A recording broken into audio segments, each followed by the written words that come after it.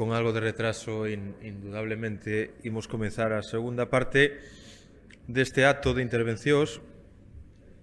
Vou chamar, se poden ir subindo aquí a estes sillóns, a Manuel Touza.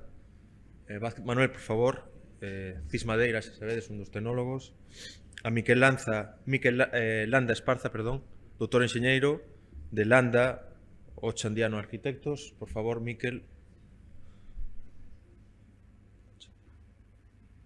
E vai comezar a primeira das intervencións que ten por título, bueno, vai pasar castellano, tal como habíamos hablado, Intervención en las cubiertas de las capillas absidiales de la cabecera de la catedral. Pues otra vez, la verdad que es una suerte contar con Óscar Andrés Quintela, arquitecto colaborador de la Casa de Fábrica de la Fundación Catedral. Bueno, muchas gracias. Bueno, hemos acotado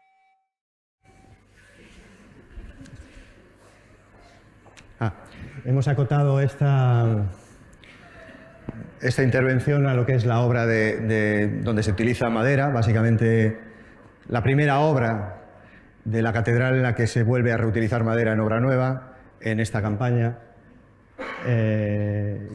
a partir del año 17, que es en las cubiertas de las capillas absidiales. Ahí tenéis esta foto aérea, un poco donde se ve. Se comienza de nuevo, de alguna forma, la restauración última, la más intensa, por todo lo que es la cabecera, igual que se comenzó el templo. Y bueno, esta es una fotografía de Google de finales del 20 o mediados del 20, donde, bueno, pues ya veis que realmente están ya finalizadas lo que es la cubierta pétrea de la capilla mayor, están finalizadas todo lo que son las cubiertas de las absidiales sobre las que se interviene, y ya veis bueno, la intensidad de las obras, ¿no? Se está interviniendo en las capillas del Palacio Arzobispal, en toda la cubierta del brazo del templo, de la forma en la que antes comentaba, en la panda norte del claustro, bueno, etcétera, ¿no? Y bueno, y también esto es una sobrecubierta, aunque parezca teja, esto es una sobrecubierta porque se está interviniendo también en lo que es la terraza de la girola en este momento. Vuelvo a Conant, antes he hablado de él, porque bueno, nos clarifica mucho sobre lo que era esta primera catedral románica. El templo se inicia, como digo, en el año 1075 con la capilla del Salvador y va avanzando de forma simétrica por todo lo que es la cabecera. Tenemos que pensar que hay un momento donde pues está en pie todo lo que es estas bóvedas de la girola, y hay el templo prerrománico aquí también en pie, y están funcionando incluso estas capillas antes de que casi se derribara la iglesia, ¿no? Y bueno, finalmente se consagra en 1211, ¿no? Con lo cual, lo del dibujo de Conant que os ponía antes, pues es un momento intermedio de la historia de la catedral. En este gráfico, que es de mi amigo y compañero Jorge, que está por aquí, después haré referencia a él, que fue quien compartió todas las penas y alegrías en esta obra. Bueno, pues se ve de forma muy clara lo que era la primera cabecera románica, donde aparece la capilla del Salvador, la capilla de San Juan Apóstol, la capilla de San Pedro, la capilla de San Andrés. Las cito porque es un poco sobre las que se han intervenido: la capilla de San Bartolomé, la de San Fructuoso y la de San Juan Evangelista, que se acaban derribando para edificar ahí lo que es finalmente la capilla del Pilar, que se pretendía que fuese primero una sacristía y que acabó siendo, bueno, pues eso, la capilla del Pilar. Bueno, hay un momento intermedio que debe ser como hacia mediados del 16, donde nos encontramos con la capilla de Mondragón, que ya se empieza a comer las capillas absidiales románicas. Tenemos la capilla de la Blanca, que se está avanzando sobre la de San Juan y la del Salvador. Esta es como de 1520 más o menos, esta es como de 1350, gótica y renacentista. Y esto es ya después de la gran intervención barroca, ¿no? Donde ya se ha construido todo el muro de cierre de la Quintana. Se ha construido, como decía antes, la Capilla del Pilar, se ha adelantado la Puerta Santa, bueno, etc. Este es el dibujo al que también hay que recurrir de forma una y otra vez, que es el dibujo de Vega y Verdugo de 1657, que es uno de los 11 que acompaña al informe de 48 páginas que presenta para favorecer o impulsar la gran transformación barroca. Tenemos que pensar que él era, le acaban de nombrar maestro fabriquero, y él venía de Roma, y todo lo que se encuentra aquí, pues efectivamente es algo que pues le parece, entiendo yo, espantoso, ¿no? Lo que se busca por lo menos es que a nivel urbano tenga otra presencia, ¿no? Entonces, bueno, disculpad, estoy avanzando al revés. Vale. Bueno, entonces aquí, en este croquis de aquí, estamos señalando de alguna forma lo que está viendo Vega y Verdugo, ¿no? La línea de lo que será el muro posterior de cierre de la Quintana y, bueno, las capillas que antes os señalaba, que se acaban derribando estas dos, la de San Juan Evangelista y de San Fructuoso, para hacer la Capilla del Pilar, la capilla de Mondragón, la de San Andrés, como veis, no se ve, está detrás, que tenía, aquí lo vemos, lo sabemos por el dibujo de Vega y Verdugo, que tenía seguramente una crestería, una capilla, bueno, pues, gótica. La Puerta Santa en la parte trasera, que después se va a adelantar hasta el muro de cierre, y la Capilla de Salvador con su frente y demás, que acaba embebido en lo que es el propio muro de cierre de la Quintana. Lo que os comentaba antes de la catedral, toda ella almenada, fortificada, ¿no? Y bueno, todo esto que espantaba a Vega y Verdugo realmente, y que impulsa en el fondo este dibujo, es casi parte del proyecto barroco, ¿no? Pues a nosotros, no solo eso, sino lo que él acaba propiciando, que es todo este muro de cierre, es, como arquitectos, lo que nos complica todavía mucho más la vida en el momento de intervenir, ¿no? Que es este de aquí. Esta es una fotografía antes de todas las intervenciones de la última campaña, ¿no? Ya veis que el muro de cierre lo que hace es cerrar toda esta pieza y, claro, complicar mucho la vida en lo que se refiere al gran problema que ha sido siempre el de la catedral, que es la salida de las aguas. Bueno, este es el muro de cierre ya restaurado, es el muro de cierre que hace Peña de Toro y donde se hace todo este remate barroco de balaustrada y pináculos que acaba ascendiendo y sustituyendo a todo el almenado de la parte superior. El dibujo de Conan también, el plano de Conan al que aludía antes, que es muy clarificador de las diferentes partes de la catedral. En negro veis el románico, en rojo estáis viendo el gótico renacentista y en amarillo, pues eso, el barroco neoclásico, ¿no? Esto es una joya, realmente. Lo mejor que le puede pasar a una catedral es que venga un profesor de Harvard a hacer una tesis sobre ella, ¿no?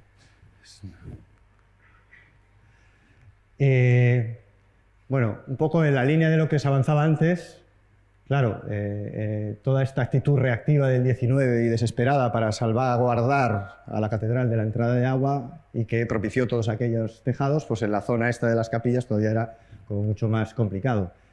Ya estáis viendo, ya habéis visto unas fotografías anteriores, previos incluso a esta restauración, donde aquí había como por lo menos 2 o 3 tejados, ¿no? Y ya veis que aquí hay faldones unificando todo. La consecuencia de esto, que puede ser que resuelva algunas cosas a nivel de entrada de agua, es que genera pues, un desastre en lo que se refiere a todo lo que es la fábrica histórica, ¿no? Aquí también hay otro faldón que está uniendo 2 o 3 capillas y que acaba de unirse con otras 2. Bueno, voy poniendo como muchas fotografías porque es la forma de acabar de entenderlo. Tras las intervenciones de Pons Sorolla y después de Bartolomé Albuíña, allí a finales del 20, pues un poco lo que se adopta, como decía antes, es volver a recuperar la morfología de los faldones, y eso mismo se hace también en las capillas. Y en el caso de las capillas lo que se hace es proponer una especie de distinguibilidad de cada una de ellas que es un poco discutible, ¿no? O sea, se utiliza, como veis aquí, la piedra para los restos de las capillas románicas, lo que es la pizarra, que no tiene nada que ver con la Catedral de Santiago, para lo que es todo el gótico y el Renacimiento, y todo lo que son capillas que son barrocas, pues se acaban rematando o cubriendo con teja, ¿no? Todo eso con los faldones de lo que os hablaba, etcétera, ¿no? Los faldones de fábrica. Bueno, un poco el criterio, el proyecto en estos casos, y en un caso como este aún más, porque está todo lleno de rincones, pues es una hipótesis, ¿no? Realmente es la obra la que acaba de configurar el verdadero proyecto, ¿no? Acaba de redefinirlo. Bueno, lo que se plantea es, este ya es un dibujo ya casi de final, donde ya se van viendo ya elementos concretos de cómo se ha ido solucionando cada una de las piezas y de los encuentros, ¿no?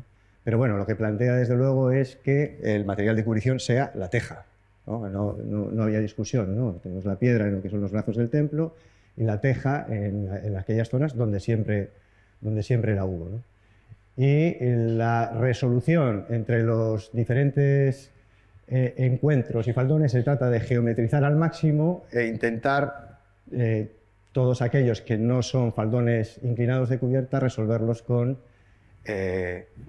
chapas de zinc y plomo, básicamente, ¿no? Tratando de alguna forma de darse cuenta de que cada pliegue, cada encuentro, pues tiene importancia. Esta es la solución tipo que se plantea en aquellas cubiertas donde ni siquiera cabe una armadura, o sea, aquellas que iban directamente sobre la bóveda. Se plantea por lo menos que, ya que se plantea una cubierta de teja, esta sea una cubierta transpirable. Se retira el hormigón, no solo el mortero en el cual se apoyaban las losas de las capillas románicas, sino todo el hormigón que encamisaba las bóvedas. Se sustituye por un mortero hidráulico de cal. Se dispone una lámina impermeabilizante transpirable, reguladora del vapor de agua, que se sella encima, en este caso, de este babero con baquetón, que es el que resuelve el encuentro. Aquí no se hacen canalones, por razones que yo creo que en este caso son bastante evidentes. Y se trata de configurar una cámara de tal forma que siempre haya una ventilación continua. Bueno, constructivamente es algo así, como veis, la lámina. Muy importante el tema del sellado. La lámina impermeabilizante transpirable se sella, se coloca una segunda lámina, la propia del sistema de teja, y casi una tercera, que es casi el plomo en este caso, que casi funciona como un embellecedor, ¿no? En estos casos donde es difícil, donde no tenemos una cumbrera para poder garantizar esta ventilación continua a través de ella, lo que se hace es utilizar esta solución de ventilación continuada en las zonas superiores de lo que son las limas, ¿no? Bueno, empiezo por estas dos, que hay que tratarlas casi como una única cubierta, aunque sean dos capillas, ¿no? La de San Pedro románica, que decíamos, y la renacentista de Mondragón, que se la ha comido, ¿no? Bueno, aquí veis dibujado cuál es la opción que se adopta, ¿no? Todo este faldón se comía esto y se comía parte de los faldones de San Pedro, de tal forma que estaban completamente desfigurados, porque lo que había además era una cubierta de piedra que, por otra parte, desde el punto de vista geométrico, era mucho más sencillo de resolver, ¿no? No tanto así desde el punto de vista de lo que es la representación. Bueno, veréis, esto es una trampilla de zinc y madera que se hace para poder acceder a un espacio bajo cubierta que es mínimo, pero por lo menos poder acceder para tomar datos de temperatura y estado de la madera y demás, ¿no? Y lo que se hace es geometrizar, ampliar al máximo estos canales y garantizar la salida del agua, alejándola al máximo de lo que son las fábricas. Bueno, veis cuál es el estado original, donde estáis viendo la cubierta de piedra románica, cómo la cubierta de Mondragón se está comiendo toda la fábrica, y veis los restos también de la cubierta anterior que unificaba todas ellas. Aquí los veis. Los restos estos, bueno, se dejan como parte de la lectura de toda la evolución del edificio, ¿no? Y como veis, el gran tema es la resolución de todos esos encuentros, alejarse de la fábrica, interponer en el caso de la fábrica de piedra láminas de plomo, que son las que nos permiten adaptarnos incluso a la irregularidad de la propia fábrica y dibujarla, ¿no? Bueno, me hace cosas raras. Vale. Y después garantizar lo que es la salida de las aguas. En este caso había todo un empasto aquí de hormigón que se retira y se hace un canal, siempre un canal más amplio, y después... Bueno, aquí veis cómo descubrimos las bóvedas originales, el trasdos de las bóvedas originales. Este es un replanteo de hasta dónde va a llegar la cubierta, hasta dónde va a quedar finalizada lo que es la teja. Esta es la base de una crótera románica que está colocada y vuelta a colocar. No era este ni siquiera su sitio. La crótera en este caso se había perdido.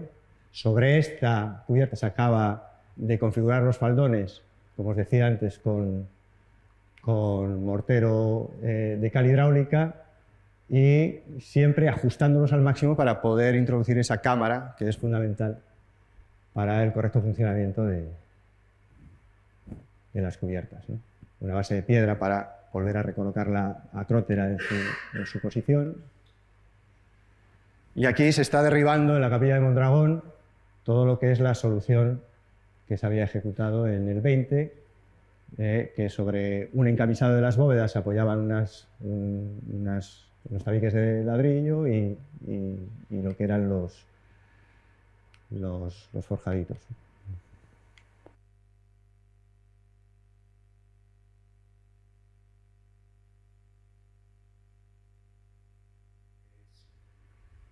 El hormigón, bueno, recubriendo algunas grietas antes de hacer lo que es la capa final del mortero hidráulico. Bueno, este es el recubrimiento de mortero de cal que recubre las bóvedas, interponiendo una lámina, una malla que por lo menos nos señale hasta dónde hemos llegado nosotros. Esta es la bóveda de Mondragón ya recubierta, y ahora lo que queda ahí es con hormigón de cal hacer la base.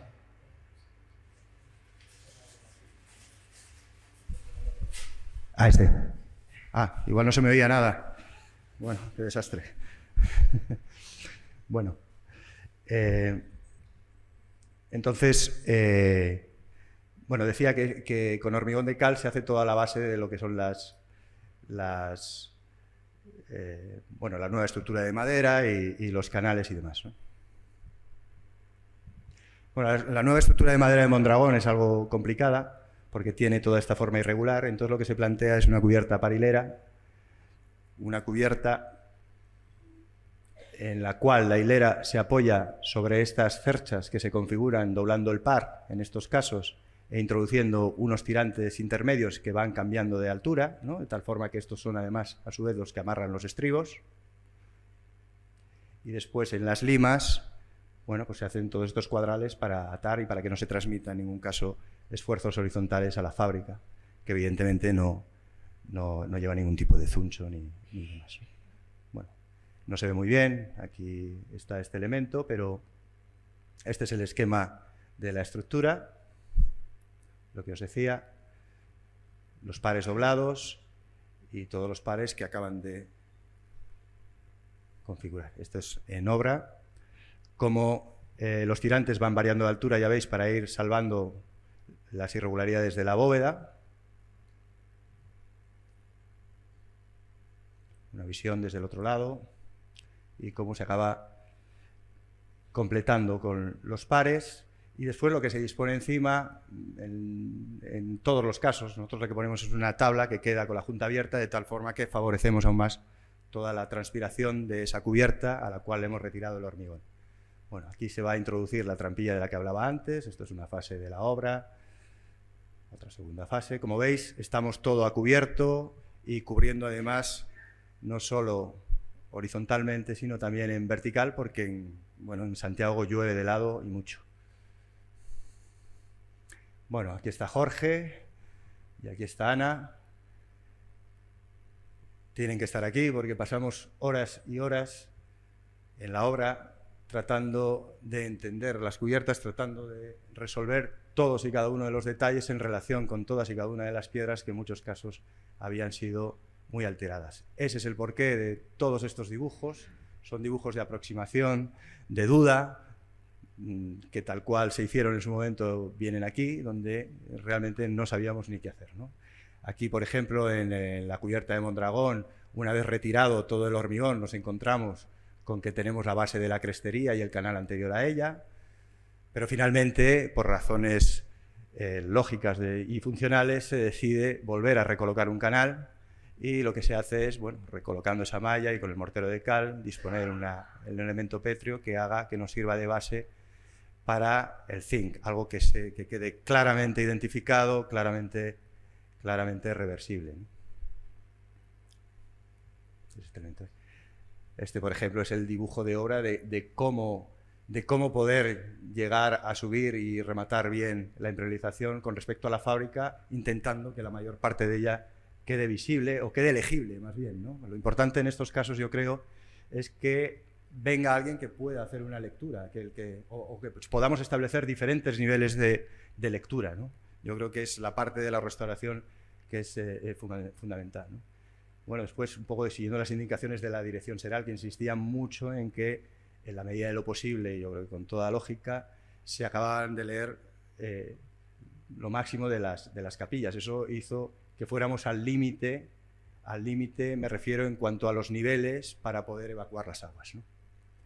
Bueno, y después, claro, llegamos y todo este agua va a verter directamente, y entonces hay que hacer pequeños ajustes, cosas muy pequeñas que permitan por lo menos alejarla ligeramente. Este es el otro lado contra el muro de cierre de la Quintana, con la ménsula pétrea en este momento. Bueno, pues un poco, ¿qué es lo que se plantea? Pues se plantea meter un remate de mortero que continúa un poco la cama que se viene haciendo en el resto para apoyar todo lo que son los estribos de la estructura de madera, para poder sobre él introducir el zinc o el plomo y acabar de sellar sobre él y no sobre la propia piedra. Evidentemente, siempre que vamos a la piedra, vamos a la junta, nunca vamos al sillar, ¿no?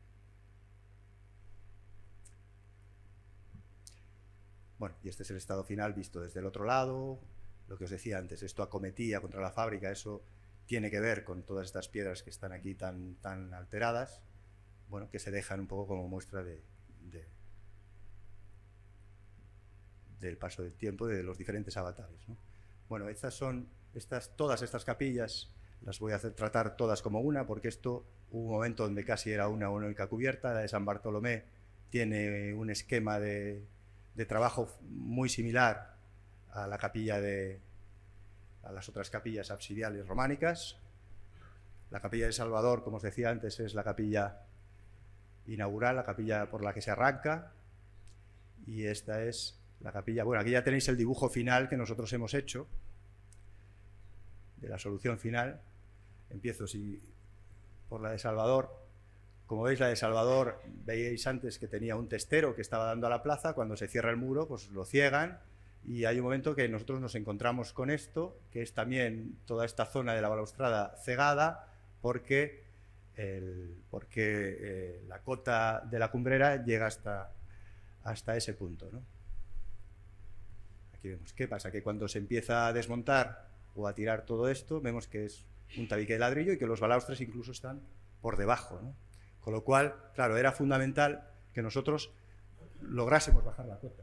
La dificultad de eso es que teníamos todo un hormigón y una bóveda debajo, y el picado es casi como ir afeitando la bóveda hasta ver hasta dónde podemos llegar y qué se puede hacer, ¿no? Finalmente, bueno, pues se consigue llegar justo hasta ese punto una vez que se ha hecho la solución que os decía de colocar la cama de mortero, de cal y lo que es la cámara de aire siempre con la cubierta ventilada encima, ¿no? Los remates de plomo. Así es como lo deja Pons al otro lado, en el lado de la girola, que se pone las ventanas. Hay que tener en cuenta que lo que se encuentra es este faldón todavía mucho más arriba, ¿no? Así es como lo resuelven Baltar, Bartolomé Almuiña, que lo bajan ligeramente, pero no acaban de llegar a la cota por debajo de la imposta de las ventanas. Sabíamos por el dibujo de Vega y Verdugo, que no es que fuese un extraordinario dibujante, pero sí que era muy preciso en muchas de las cosas, que evidentemente él estaba viendo esta imposta continua, es decir, en ningún caso esta cubierta se estaba comiendo la imposta, ¿no? Estaba por debajo, ¿no? No sé si tanto, me parece imposible, pero bueno, nosotros aquí un poco el mismo caso, ¿no? Intentamos hacer el esfuerzo de liberar la imposta y demás. Bueno, esta es El Salvador, la blanca, la que tenía un único faldón que resolvía todo y evidentemente ocultaba toda la fábrica, ¿no? Al otro lado, con respecto al muro de la Quintana, lo que ocurría es que el canalón intermedio entre la Blanca y El Salvador discurría por el interior de este bajo cubierta al cual no se podía acceder, y lo que estaba haciendo es que desbordaba y caía directamente sobre el retablo de la iglesia. Aquí tenéis el canalón todavía húmedo. Esto estaba generando un problema pues, muy importante. Seguramente era la capilla con mayores problemas de humedades de toda la catedral. Aquí ya veis que estamos desmontando todo el forjado ladrillero.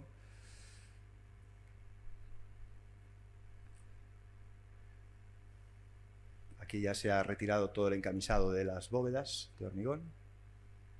Se ha trabajado sobre todo este muro y se plantea ver cómo somos capaces de liberar al máximo este óculo. Esto ya se lo había comido la bóveda de la Blanca en su momento, ¿no? De hecho, aquí hay zonas donde ya no fuimos capaces de quitar el hormigón que quedaba.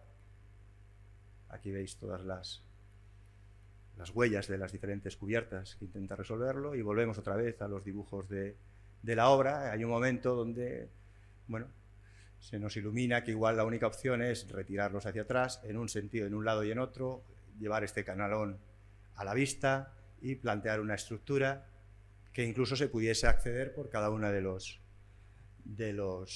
hastiales, ¿no? Que es esto que veis aquí, ¿no? Canalón, y que por el otro lado tuviésemos otro canal que nos permitiese desaguar. Esto en planta es esto, un canalón ancho, que todo esto se resolviese con un encuentro plano, un modo de canalón también bastante irregular. Y bueno, esto es el acercamiento a lo que es el óculo, que no se puede llegar a bajar más, pero bueno, lo hacemos con un elemento de madera que no acaba de tocar a la fábrica, y se resuelve todo con zinc y con plomo. Aquí tenemos la estructura, un lado del hastial y del otro, por el cual se puede acceder. La estructura es muy sencilla, es simplemente una estructura de una tijera con unas correas embutidas para que se pueda acceder a este espacio. Aquí tenéis una fase de momento de obra, justo con la bóveda liberada, con la madera recolocada ya. Decía que para que se pueda acceder a este espacio, que es un espacio arqueológico, al trasdós de la bóveda ya liberada del hormigón de la Capilla de la Blanca, y a ver todos estos canecillos en este caso del Salvador y en este caso de San Juan, que son canecillos que permanecieron a la vista únicamente durante 250 años, porque fue lo que tardó en hacerse esta otra capilla. O sea, de los 950 años de historia que tienen, pues solo estuvieron a la vista ese tiempo, ¿no?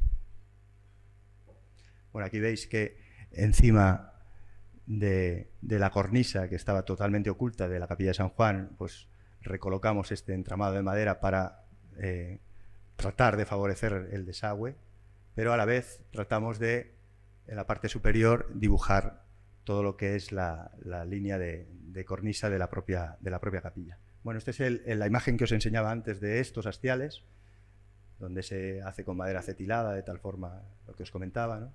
Y cómo, bueno, es el plomo el que nos ayuda a resolver, por lo menos, pues ambas cosas, ¿no? El compromiso entre intentar que el agua no sea un problema y tratar de que se pueda leer. Bueno, veis en todo caso, bueno, que tenemos un nuevo óculo que estaba cegado, tenemos una nueva entrada de luz en la catedral. El tratamiento de este es un poco el que os decía antes, ¿no? De un marco de madera con un junquillo, en este caso metálico. Y bueno, y vamos avanzando, ¿no? Es un poco más de lo mismo, ¿no? Quiero decir, al final es un trabajo arduo de obra, de paso a paso, de piedra a piedra y de ingeniería hidráulica, diría yo, ¿no? Bueno, ese canal que veíais antes discurre y cae sobre este canal que queda a otra altura, que dibuja la cornisa de San Juan que había quedado oculta, vierte sobre esta gárgola, que a su vez vierte sobre esta otra, y todo tratando de alejarse de lo que es la fábrica, ¿no? Como veis, es verdadera papiroflexia, ¿no? En este caso, y yo, bueno, estoy muy agradecido también a la gente del CIN que estuvo bueno, trabajando en esta obra, porque realmente tuvieron mucha paciencia, ¿no?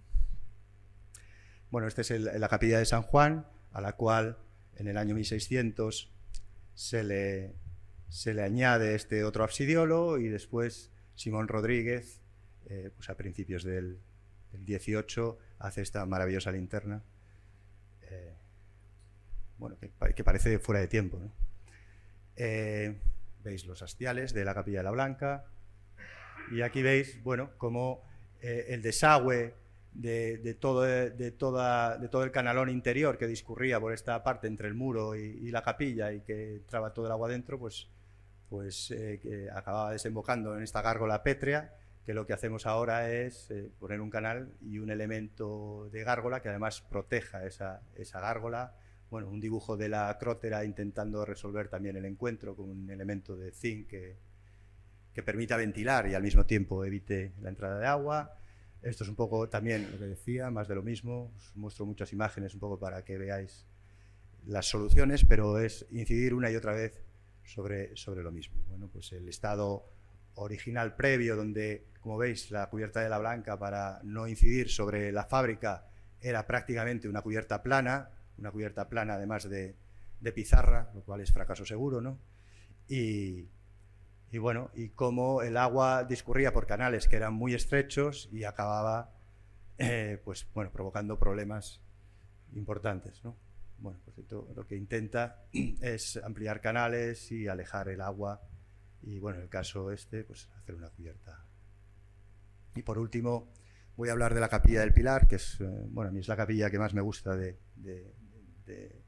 la catedral, la capilla que empezó siendo sacristía, que empezó Andrade y acaba por finalizar Fernando de Casas, que se plantea como sustitución a dos absidiolos románicos, y que, como veis, es un octógono completamente irregular, que en el momento en el que nos lo encontramos, bueno, pues se había intentado resolver con teja, generando un nuevo faldón que nada tenía que ver con ese octógono original, ¿no? O sea, entonces, bueno, lo que se plantea en este caso es volver a dibujar ese octógono de alguna forma y tener esta esquina con una inclinación diferente, de tal forma que ahí podamos meter una trampilla para poder acceder a lo que es el control de esa estructura que queda de abajo. Esta capilla en el interior tiene todo este trabajo magnífico escultórico de todos los sillares pétreos, y tiene un trasdós la bóveda que puede hasta parecer que en algún momento ha estado pensada para quedar vista, pero bueno, no. En realidad siempre ha sido una cubierta con una cubrición de teja, ¿no? Bueno, aquí veis cómo estaba entrando agua cuando retiramos todo lo que son los faldones de fábrica de ladrillo. Bueno, pues aquí había una humedad tremenda. Aquí está, bueno, Jorge, ya vamos a decir un poco a la idea de este espacio al cual, como digo, se puede acceder, al menos por temas de mantenimiento y de cuidado. Tenía, previo a la balaustrada, todo un canal pétreo, pero claro, funcionaba hasta que dejaba de funcionar por las juntas y acababa accediendo agua por la fábrica, ¿no? Con lo cual era importante volver a impermeabilizar ese canal. Para volver a impermeabilizar ese canal, nosotros teníamos que conseguir que la estructura se nos quedase antes, con lo cual no podíamos apoyar directamente sobre el muro, y eso significaba que, bueno, dispusimos unos elementos pétreos, una modo de pies derechos, de pilares anclados a la fábrica, sobre la cual iban anclándose los pares, y así es como se va disponiendo toda la nueva estructura. La solución es simplemente un anillo arriba, ¿no?, que se va acuñando, y un anillo abajo que funciona como estribo, y de esta forma conseguimos liberar los canales en cada uno de los tramos, una fotografía de la obra. Todos estos anclajes que veis aquí de estos elementos pétreos nuevos van directamente a las juntas de la fábrica. Todo el tema de cómo se plantea la impermeabilización, siempre con la triple lámina. Aquí el plomo incluso queda por los canales y la cobija acaba tapándolo de tal forma que es que ni se ve. La solución del canal, que al final se le acabó colocando aquí una pletina para acabar resolviendo bien y protegiendo incluso este sellado, de tal forma que pasa continuo por detrás de la balaustrada, ¿no? Bueno, los desagües y bueno, finalizo ya. Simplemente la trampilla en el lado más plano se plantea con estructura de madera y con tablero y se resuelve toda ella, todo este triángulo en zinc, ¿no? La foto, vuelvo otra vez sobre la fotografía de las capillas antes de la intervención y a las capillas con la cabecera, incluso con toda la cubierta pétrea posterior a ella, ¿no? Pues nada, muchas gracias.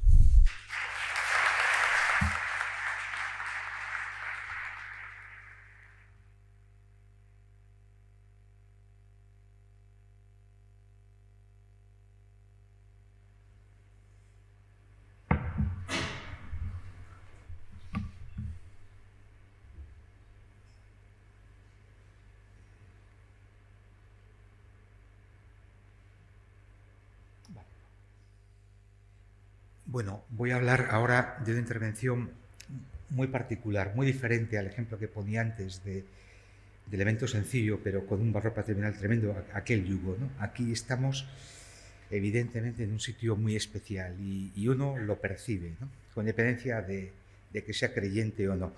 Yo creo que hay pocos lugares, no muchos territorios en el mundo tan vinculados a un lugar como ocurre pues, con Galicia y este sepulcro, una tumba, durante 1000 años, ¿no? No se entiende Galicia sin este lugar, no se entiende la ciudad de Santiago, no se entiende ni siquiera el Camino de Santiago, que lo único que hace es terminar aquí, en este lugar, ¿no? En torno a este lugar pues, ocurren muchísimas cosas. Se construye pues, hace 800 años una gran catedral y bueno, me estoy viendo. Es que han pasado muchas cosas en el baldaquino y digo, bueno, y bueno, pues se marca con una gran capilla mayor que a lo largo de la historia tuvo 3 baldaquinos diferentes, ¿no? El problema por el que se nos llama es pues porque hay unas deformaciones claramente visibles desde abajo que están bueno, pues en la base de ese baldaquino, ¿no? Durante mucho tiempo nadie quiere mirar muy directamente a ellas, pues por lo que supone enfrentar este problema, pero hay un momento donde se contempla una gran intervención en el baldaquino, una intervención de restauración de las tallas, de recuperar los colores, de recuperar los dorados, y se nos pregunta pues, si se puede saber qué pasa ahí, ¿no? Desde abajo veis, pues de forma muy clara, pues algunas deformaciones, ¿no? Donde la figura de Santiago Peregrino, pues durante quizás décadas o siglos, apuntaba con su bastón directamente allí, ¿no? Quizás intentando avisarnos de que algo ocurría. La catedral, bueno, ese lugar pues tiene una catedral románica desde hace 800 años. Antes tuvo un gran mausoleo romano, antes hubo tumbas romanas, antes hubo más cosas, o sea, uno lo siente. Los que hagáis la visita esta tarde, pues lo vais a notar, ¿no? Desde que se hace la catedral, en 800 años, tuvo 3 baldaquinos.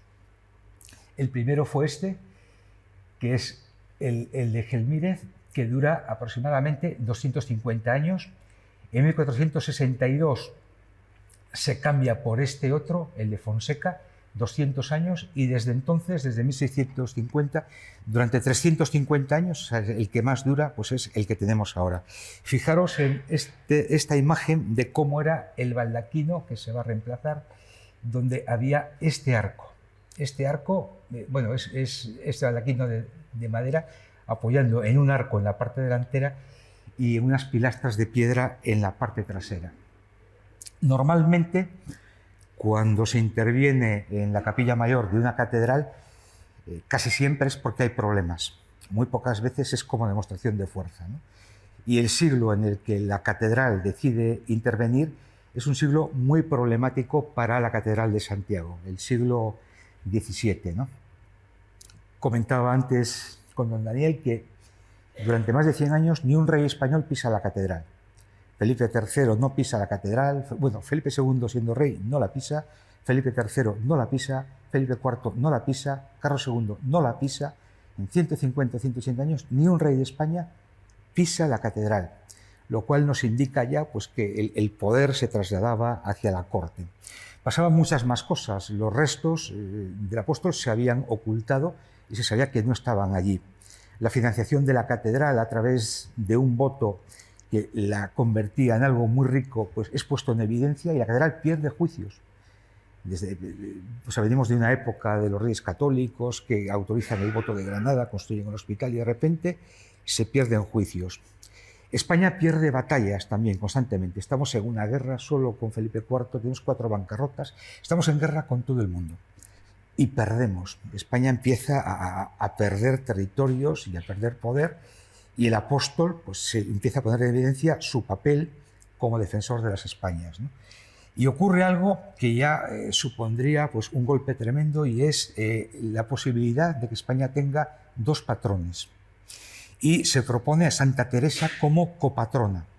Está a punto de serlo, ¿no?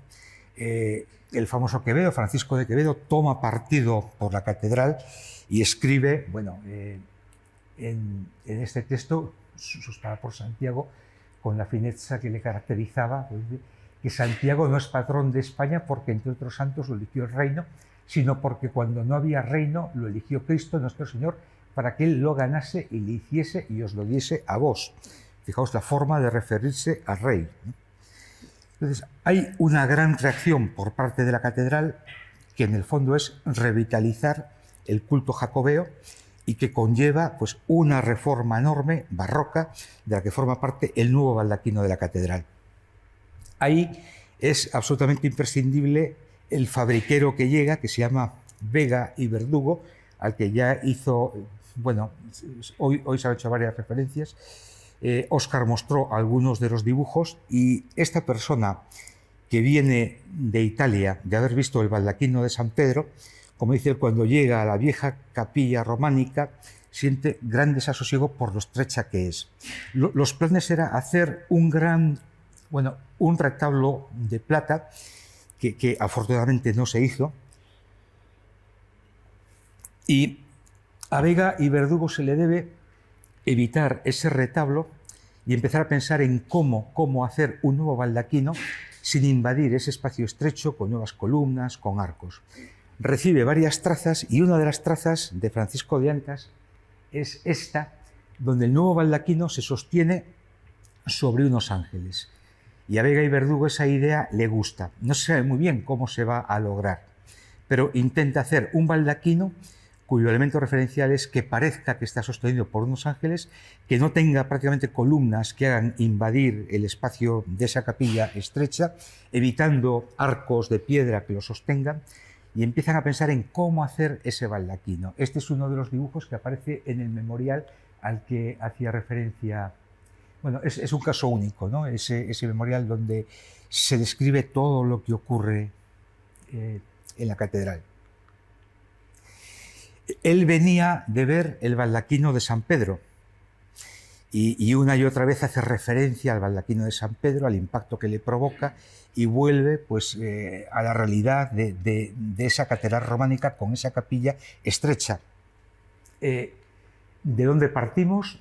El baldaquino que estaba, lo que él ve, el de San Pedro, columnas de bronce de 28 metros, es un edificio de muchos pisos, en un espacio impresionante. Lo que propone en su dibujo, fijaos que la figura que se destaca es la de Santiago Peregrino, lo que se hace al final, en un grabado de la época, ¿no? No había lámparas, no había luz, Los ángeles, bueno, en aquel momento sostenían estandartes militares. Y bueno, esto es una descripción a través de un grabado del 18 de cómo debió ser el baldaquino en aquel momento, sin las lámparas, sin la luz eléctrica, cuando la catedral sostenía todavía el coro de madera. Y la primera impresión es que, bueno, es algo totalmente colosal. Se logra el efecto de que lo sostengan esos ángeles. Y para mí el baldaquino, pues de los 3 papeles del apóstol, o sea, apóstol que está debajo recibe los abrazos. En el nivel intermedio, el apóstol en su papel de peregrino, con 4 reyes alrededor, pero lo que destaca es el guerrero. Y es en aquel momento, yo creo, lo que España necesitaba y el papel que ningún otro santo, ni Santa Teresa, ni otros candidatos podían arrebatarle a Santiago, con lo cual es casi un monumento donde se destaca el papel de defensor de las Españas del patrón, arremetiendo contra enemigos, otomanos en aquel caso, otomanos que habían invadido las costas gallegas pues, unos años antes, habían asolado Cangas, habían asolado Vigo, habían asolado varios lugares, ¿no? Y de la idea original de los dibujos de Vega y Verdugo, destacando el papel de peregrino a lo que vemos, ¿no? O sea, en este nivel intermedio asoma el caballo de Santiago arremetiendo contra varios enemigos, rodeados de ángeles con estandartes militares, de los cuales todavía se conservan en el Museo de la Catedral pues, algunos de los estandartes más importantes de la historia de España, como el de la nao capitana de Lepanto, etcétera, etcétera, ¿no? El acceso era bastante complicado. Se nos había abierto 2 tablas, con lo cual podíamos acceder en aquel momento pues, a través de los andamios. Por detrás de una de las virtudes se levantaban 2 tablas y este era el espacio que teníamos, ¿no? O sea, había que arrastrarse literalmente para poder entrar. Y al entrar, enseguida vamos viendo pues, esa arquitectura del vacío, ¿no? O sea, solo el vacío hizo posible poder sostener esa masa gigantesca barroca que vemos desde fuera, ¿no? La primera sensación que tuvimos al entrar allí fue una clara advertencia de peligro. Pisábamos en algunos sitios, no entendíamos ni mucho menos todavía esa estructura, estábamos totalmente a oscuras, pero al pisar en algunos lugares sentíamos que el suelo cedía, sentíamos una señal de peligro muy clara, ¿no? Este es el mismo compañero del CIS, o sea, nuestro carpintero, al que antes aparecía también en las fotografías de Zari, se llama Moncho. Estamos en noviembre de 2016. Poco a poco empezamos a poner luz, a familiarizarnos con ese espacio y nos encontramos pues, con esa gran pirámide totalmente vacía para que se pueda soportar y una estructura formada por 4 grandes pórticos. Que son, este es uno de los que veis, ¿no? Entendemos cómo están formados esos pórticos, que son los que abrazan los ángeles para generar el efecto de que sostienen ellos este baldaquino, ¿no? Que es el elemento más característico. Son unas grandes vigas de madera de castaño, en este caso una sección de 40 por 40, y un sistema muy inteligente para poder soportar esto, y además apoyan en la fábrica románica, con lo cual no hace falta invadir la capilla, aunque esa antigua fábrica románica se reviste con unas columnas barrocas, probablemente por la inspiración que tuvo Vega y Verdugo al ver el baldaquino de San Pedro en Roma. Todo está hecho con la traza de Castilla. La medida era una vara de 84 centímetros, las grandes vigas es media vara por media vara, y en Galicia la medida más habitual era una cuarta, es decir, una sección de la cuarta parte de una vara. En Galicia los carpinteros de aquella época tenían una regla que era la cuarta en punta, utilizar una viga de aire de un castaño trasmocho que tuviera una cuarta en punta y reglas de diseño muy parecidas a las nuestras. Una cuarta por 20 veces salva esa luz, o sea, una viga de una cuarta puede salvar luces de unos 4 metros y pico, ¿no? Gracias al resistógrafo, como veíais antes, pudimos, aunque no fuimos capaces de desmontar estos ensambles, atravesando con el resistógrafo las vigas, éramos capaces de ir viendo las uniones y, por lo tanto, entender cómo se había ensamblado esos pórticos del baldaquino. Hicimos una réplica en el CIS para poder entenderlo perfectamente. Y al representarlo, empezamos a comprender cómo fue construido, cómo en esa capilla tan estrecha montaron sin duda estos pórticos debajo, los ensamblaron, los levantaron, una vez que estaban arriba empezaron a instalar los niveles inferiores con las vigas entre los distintos pórticos, el artesonado, y seguramente solo al final revistieron estos grandes tornapuntas pues con los ángeles que lo parecen sostener, y que hoy, los que lo visitéis por la tarde, vais a entenderlo desde arriba, ¿no? Pero desde abajo nadie puede verlo, simplemente ve a unos ángeles sosteniendo esto. Gracias a un escaneado que se hizo después durante la intervención ya de Mikel Landa, podemos comprender pues esa arquitectura del vacío de la que estamos hablando, ¿no? Cómo pues cada pórtico, esta gran viga de castaño, es recibida en la antigua fábrica románica, revestida por las columnas barrocas, revestida después por los ángeles que supuestamente sostienen ese baldaquino, y en los dos pórticos centrales pues se colocan otras piezas que sostienen el edículo y bueno, o sea, es totalmente hueca para poder resistirlo. Esta más inclinada de lo que le hubiera gustado a Vega, y Verdugo tiene un ángulo de unos 46 grados. Él intentaba que se inclinara menos, pero era imposible sostener el peso de lo que había ahí arriba.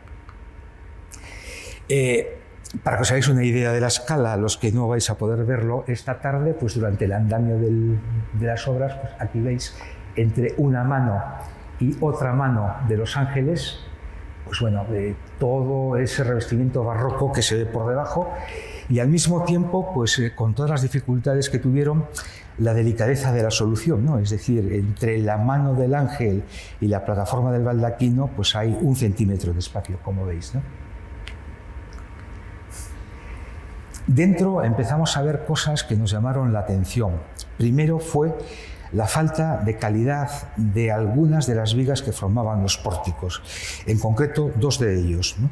Y cómo en una obra que fue la más importante en su género en ese siglo, no habían sido capaces de conseguir pues, las 8 vigas de castaño de unos 4 metros y pico de 40 por 40, ¿no? Y por ejemplo, en este pórtico de aquí veis que falta sección, que hay albura antiguamente, estuvo atacada. En este caso hemos visto que hay varias piezas que se habían reciclado. Vemos distintas marcas de herramienta, algunas vigas se habían trabajado con hacha, otras con sierra, lo que nos indica que probablemente se reciclaron bastantes piezas, y creemos que se reciclaron también muchas partes del baldaquino de Fonseca cuando fue desmontado, que quizás sean pues estas que tienen estos cajeados aquí. Y luego soluciones improvisadas. Estos pies derechos que apoyan sobre la tercera viga de los pórticos centrales y sostienen la parte de arriba del baldaquino, los dos creemos que fue improvisado, porque cada pie derecho tiene una sección diferente y el apoyo no estaba preparado. Probablemente sintieron miedo en el último momento e improvisaron estos refuerzos. Y aquí entramos en la parte clave de la diagnosis, ¿no? ¿Qué ocurrió? Encontramos que en estas grandes vigas de castaño, la viga inferior de los pórticos de 40 por 40, se había mecanizado este rebaje en T. Y ese rebaje estaba perfectamente diseñado, era lo que en nuestra opinión se debía de hacer. Ese rebaje iba a recibir una pieza como esta, que tenía a su vez el tamaño exacto de 1/4 por 1/4, lo que estaba haciendo en cualquier obra de Santiago en aquel momento para salvar pues esos 4 metros y pico. Era la forma en la que calculaban la referencia 1/4, 21 centímetros, más habitual en la Galicia de aquel momento. Pero solo en una de las T's tenemos esa viga de 1/4 por 1/4 que apoya en la parte de arriba de la viga principal. En el resto, la viga es de la mitad de la sección, con lo cual apoya en la parte de abajo. No sabemos por qué. pero la solución estaba bien diseñada. Lo que ocurrió es que al cambiar la solución hemos generado en la madera esfuerzos de tracción perpendicular, que es el único esfuerzo que no puede resistir. La madera está diseñada para resistir esfuerzos en la dirección de las fibras. Pero cuando intentamos cortar, o sea, lo que resiste la madera en la sección perpendicular a la fibra es muy inferior. Cuando nosotros intentamos cortar un trozo de leña, generamos un esfuerzo que es tracción perpendicular a la fibra. Tenemos un tronco, las fibras siguen el sentido del eje del tronco. Si clavamos un hacha y le vamos dando golpes, generamos tracción, tiramos de las fibras en sentido perpendicular. La madera no gasta energía en resistir ese esfuerzo porque en la naturaleza no existe nada que produzca tracción perpendicular. Al cambiar el diseño y apoyar las vigas entre pórticos en la parte inferior, generamos tracción perpendicular en la parte inferior del pórtico. Con lo cual hicimos que la solución resistiera 13 veces menos que si lo hubiéramos apoyado en la parte de arriba, donde lo que estamos generando es compresión perpendicular, a pesar de que teníamos la solución hecha. Lo que pasó entonces es que en las partes donde la viga de castaño tenía un poco de albura y apoyamos esta pieza debajo, se rompió por tracción perpendicular. Y aquí veis una rotura de forma clara y aquí veis otra rotura. Con lo cual, hacía probablemente mucho tiempo que el baldaquino se había roto y no había caído, pues porque por fricción todo ese artesonado se sostenía. La deformación que veíamos debajo, bueno, de forma clara, esta, la que nos señalaba el apóstol, era porque aquí veis el nivel del apoyo de la viga entre pórticos en un lado y el nivel en el otro, pues donde había roto y se había desplazado 10 o 12 centímetros, que fue lo que al reparar el baldaquino volvió a subir. Y vimos algo pues que al principio no identificamos y que era un riesgo todavía mucho mayor. Vimos que de las vigas principales de los pórticos salían estos elementos. Este elemento que veis es este que está aquí. Tenéis los 4 pórticos y esta viga es este elemento. Y ese elemento, que es estructural, estaba en el aire. Estaba en el aire porque las virtudes, 4 virtudes en los extremos del zócalo, se estaban desplazando.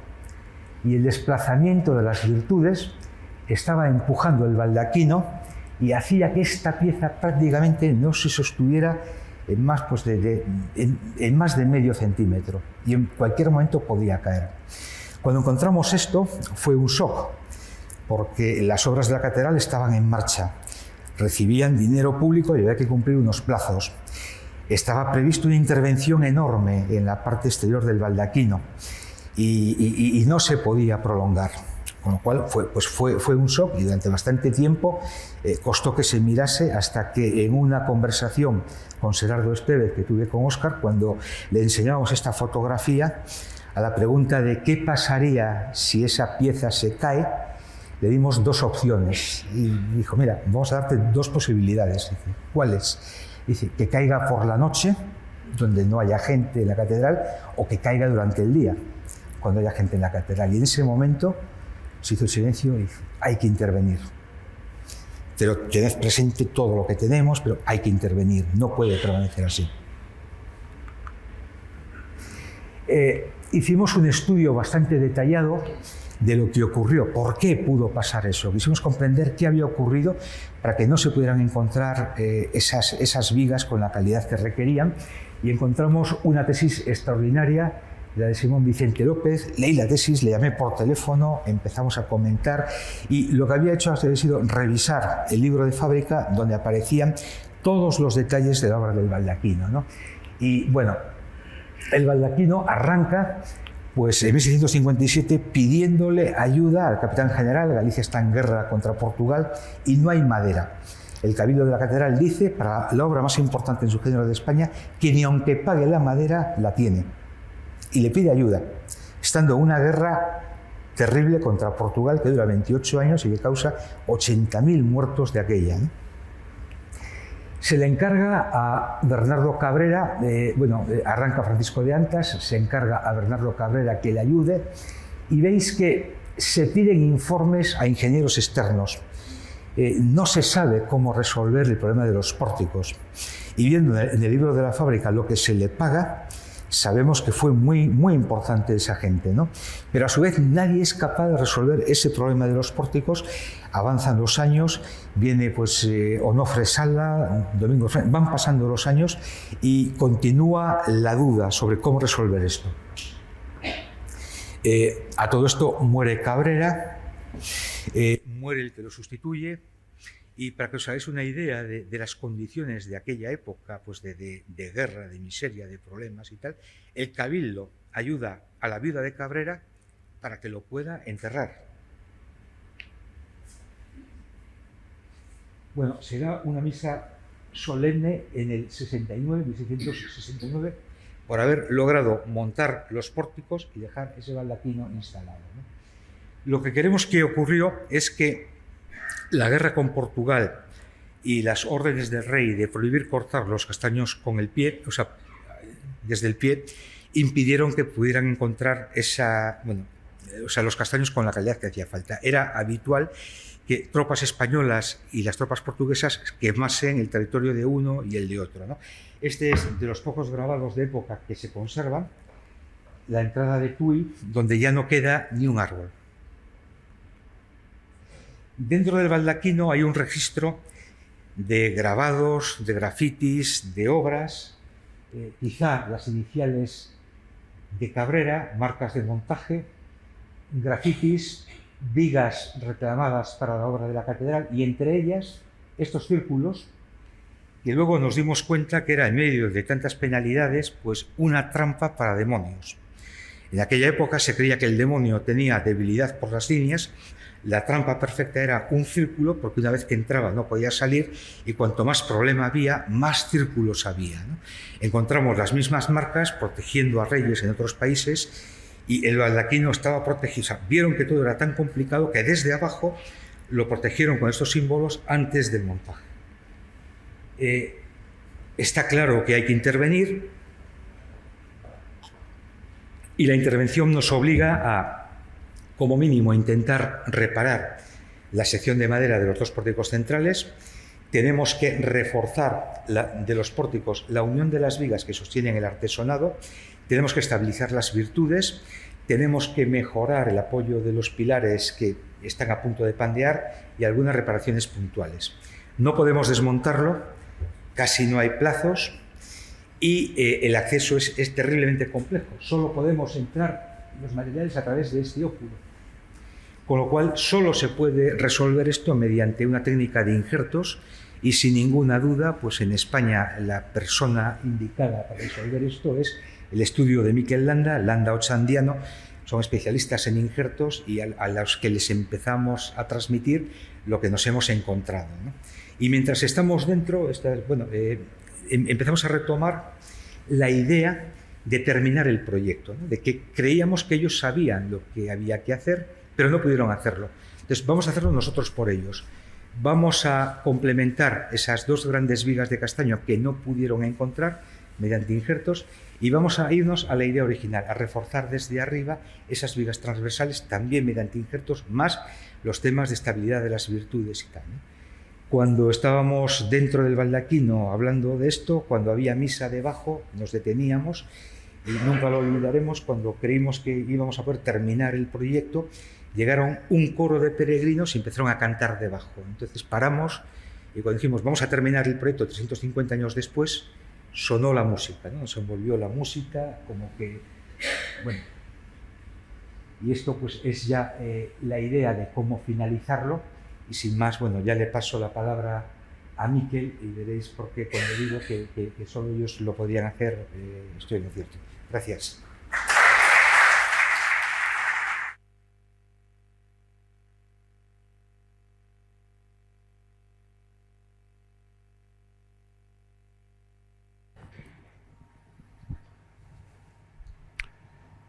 Nos hemos quedado, perdón,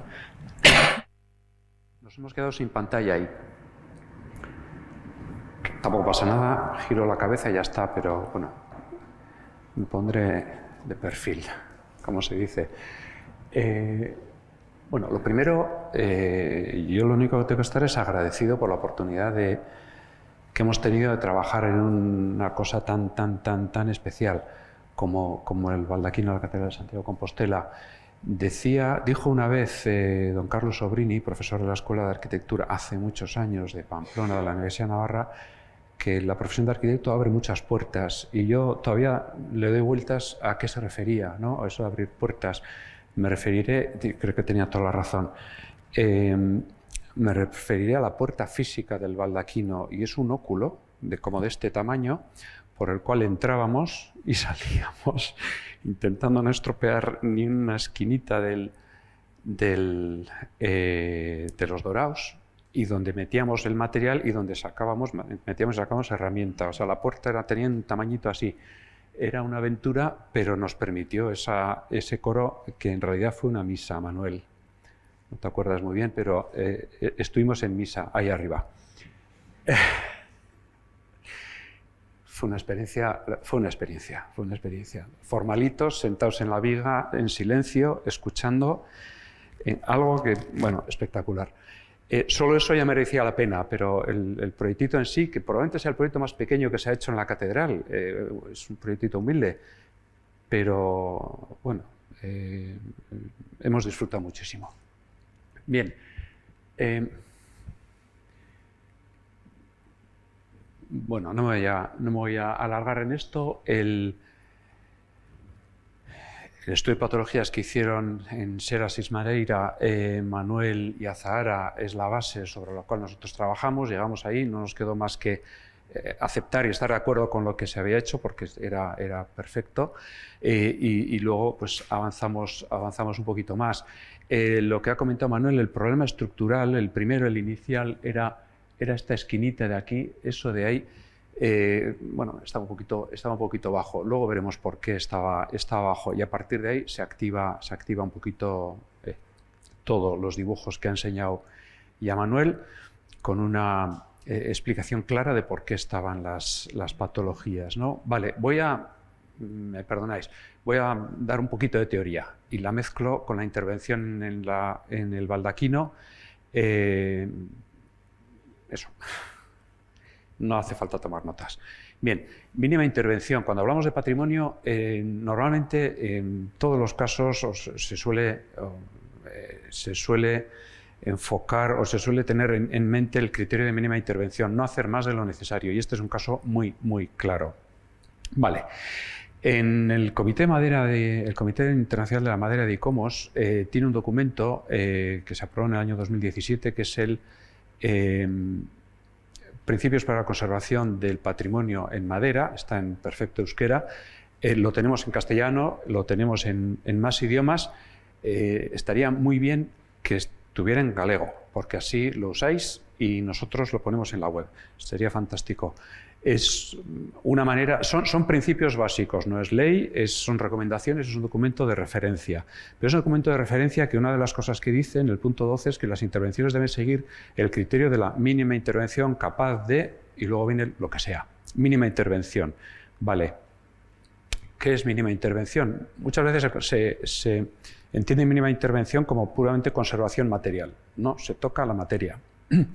Puede ser el caso de, por ejemplo, Gennaro Tampone, que murió hace ya 3 o 4 años, llevaba este concepto al extremo, ¿no? Él no tocaba una estructura de madera, no le quitaba ni una célula a esa estructura de madera, lo que le hacía era colocar elementos metálicos, tirantes, lo que fuera, que soportaran lo que la madera ya no era capaz de soportar.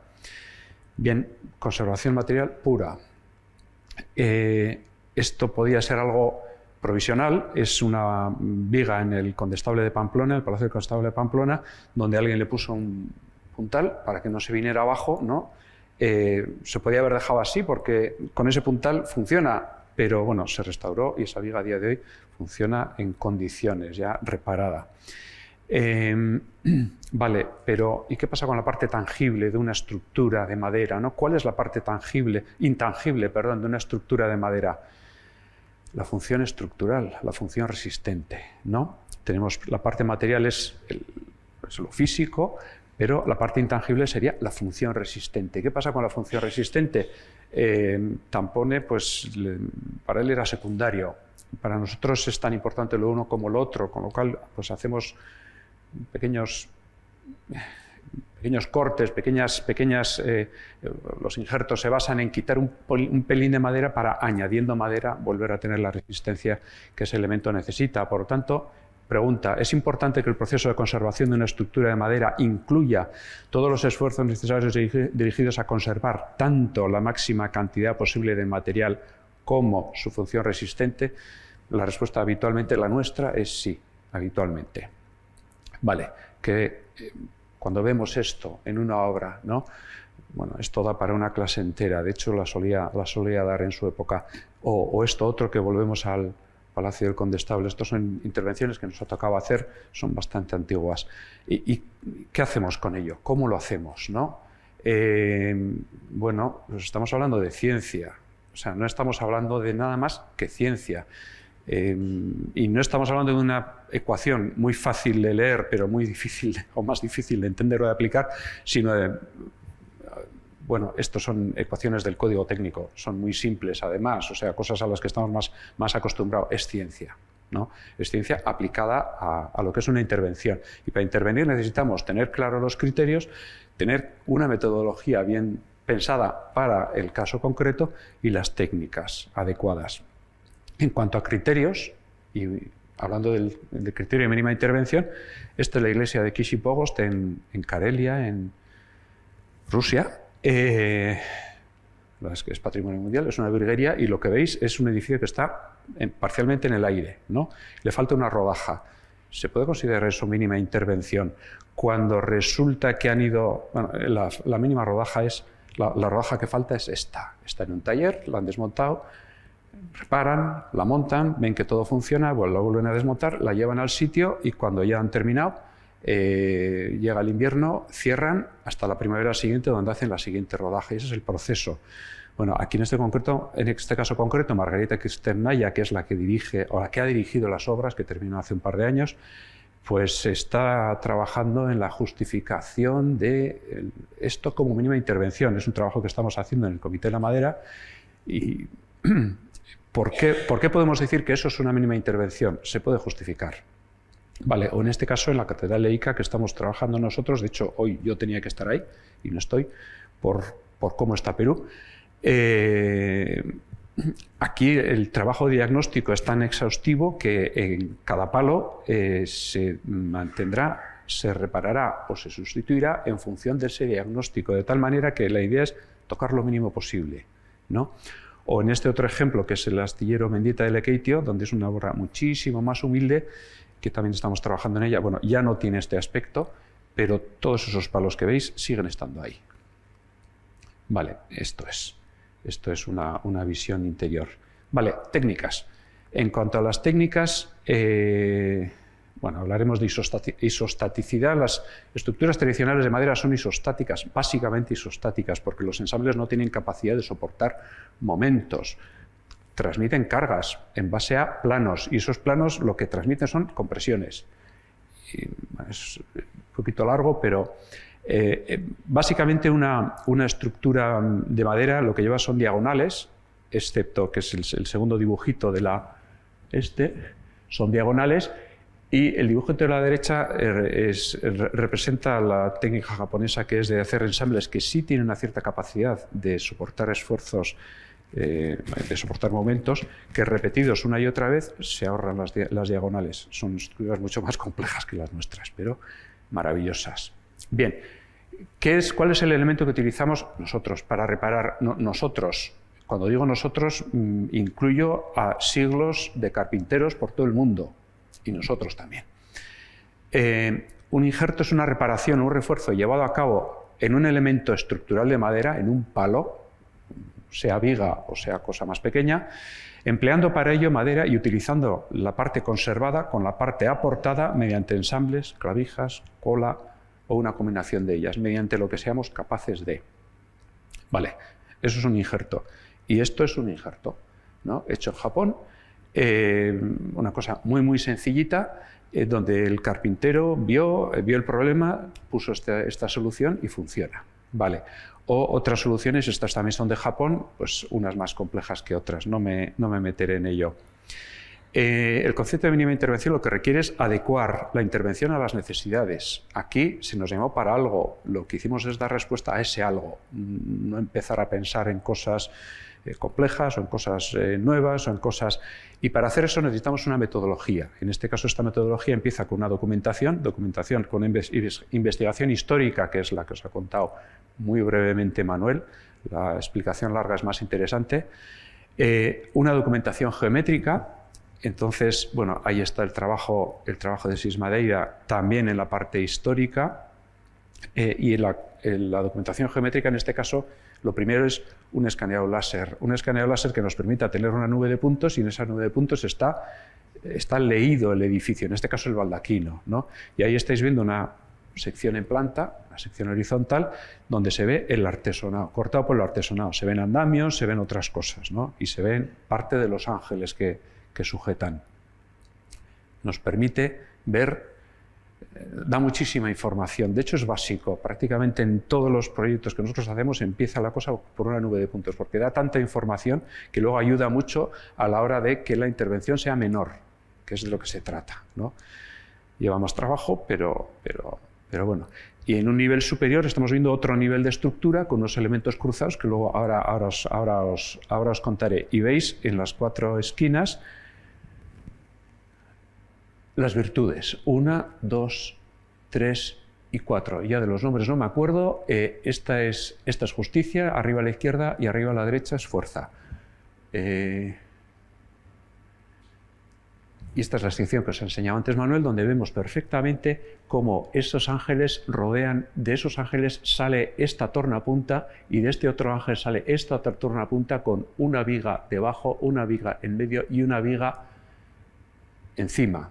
¿Por qué hacía falta 3? Pues la tercera fue probablemente un apaño. Con estos 2 pilaritos de aquí, que son los pilares que creemos que en el diseño original no existían, pero eran absolutamente necesarios para sostener lo que había encima. Pero bueno, ahí estamos viendo con precisión. Para nosotros lo que nos importó y lo que nos llevó un ratito fue entender cómo estaba construida esta parte de aquí. Ahí, que es donde estaba el problema. Vale, lógicamente tenemos una nube de puntos, pero hay que representarlo de alguna manera. En este caso la decisión fue hacerlo en CAD. En lugar de hacerlo en BIM, lo hacemos en CAD porque era un edificio, un objeto relativamente pequeño con todo deformado. Todos los elementos están deformados en todas las direcciones. O sea, no hay una vertical, no hay una horizontal, no hay un ángulo recto. Por otra cosa es absolutamente lógico, no es nada inusual, ¿no? Bien, y esta es la representación donde vemos la sección de la nave principal con cómo es esa estructura. Los pilares, que no los hemos detallado porque esa parte no la estudiamos, de los pilares salomónicos, las columnas salomónicas de aquí, el durmiente, del durmiente donde arranca la tornapunta, las vigas, y vemos que todo eso funciona. Transmite unos esfuerzos horizontales a la fábrica los soporta y ya está, ¿no? A partir de ahí tenemos una construcción que tiene que ser lo más ligera que se pueda. Con semejantes virtudes tampoco es tan ligera, pero bueno. También vais a ver que las virtudes por detrás tienen un hueco para quitarles algo de peso. No todo lo que hubiera querido probablemente el escultor, pero algo de peso. Vale, y ahí veis cómo está construido. 5 minutillos. Pues voy a volar. Bien, ¿veis? Esta es la uña en la que se sustenta este solivo que no llega a 10 centímetros de altura, de donde está clavado por la parte de abajo el artesonado. Y veis ahí la sección y veis cómo las virtudes están inclinadas, están hacia el exterior. Y los pórticos, este pórtico inclinado hacia afuera. Voy a ir rapidito. El diagnóstico, vimos que estaba el problema estructural. el que ha comentado Manuel, este de aquí.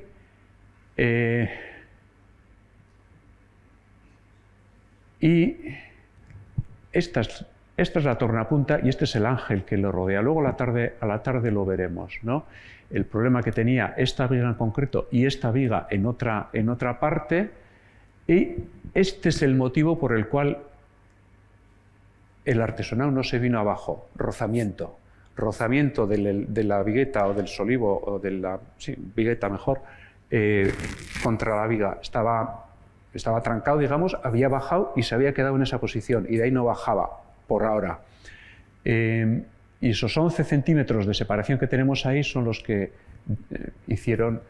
permitieron detectar el problema. Los pies derechos, estos de aquí, que no son originales, sí son originales, no estaban concebidos originalmente, ¿no? Son estos de aquí, son de malísima calidad, encajan perfectamente arriba en una estructura que necesita un pilar, pero apoyan debajo en una estructura que está diciendo, ¿por qué me habéis puesto esto encima cuando no me lo habíais avisado de antemano? Vale. A partir de ahí, las virtudes lo que tenían era están apoyadas en estas volutas, y esas volutas en realidad están apoyadas en esta tabla. ¿Veis la deformación tremenda que eso tiene, ¿no? Y por detrás lo único que tiene que sujeta es una chapa que no llega ni siquiera a la última tabla y que intenta evitar, y un tirante arriba. De tal manera que tenemos el esfuerzo horizontal y el esfuerzo vertical en teoría solucionados, pero solo en teoría. Bien, ahí veis el tirante superior. Hicimos un apeo provisional, porque este señor, que es un optimista, y está ahí sentado. El fotógrafo que soy yo también soy un optimista, nos podíamos haber ido abajo perfectamente. El primer día que estábamos allí, pues luego cuando uno ve la sección dibujada dice, uy, ¿dónde hemos estado? ¿No? Esa es la sección que os he enseñado antes, y esa es la altura que hay, lo que hubiéramos caído, más o menos. Hubiera sido un bonito golpe. Hicimos un apeo provisional que consistía en colgar el artesonado de unos elementos de madera con unos tirantes, desde arriba, no se ve. Prácticamente todo lo que hemos hecho no se ve. Por tanto, si no os lo cuento, y este es el apeo provisional que cuelga de la parte superior de esta viga, una viga de castaño nueva en este caso, y un herraje metálico con unos tirafondos que sujeta entonces ya podemos pisar. A pesar de ello, y podemos sentarnos ya con un poquito más de seguridad, ¿no?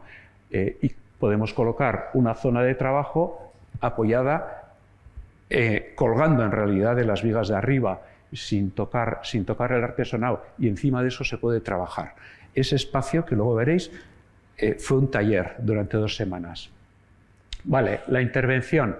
¿Con qué? Con madera. ¿Madera de qué tipo?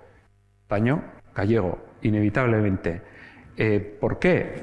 Porque lo que había era castaño, y a poder ser de una antigüedad similar. En este caso, el consorcio, a través de Idoia Camiroaga, nos dio una serie de vigas del convento de Bonaval que estaban interviniendo entonces, y son las que utilizamos, y ahí está el carpintero quitando los clavos antes de empezar a trabajar y generar las vigas que necesitábamos para la reparación. Esto, vale, por lo tanto, el material, la madera, la técnica, los injertos. Lo veremos. Si me da el tiempo, que no sé si me da el tiempo. Estoy yendo muy rápido.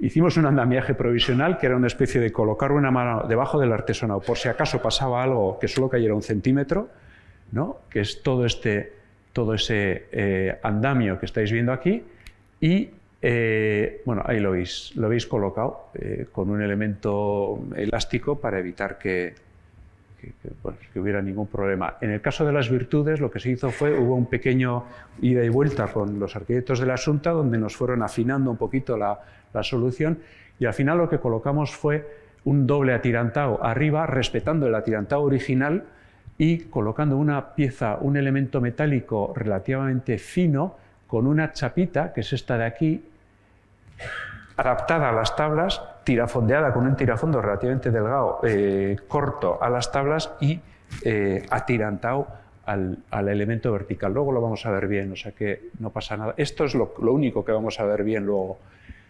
O sea que aquí puedo ir rápido sin ningún problema. Ahí veis la solución. y veis el hueco de la escultura por detrás, escultura de nogal.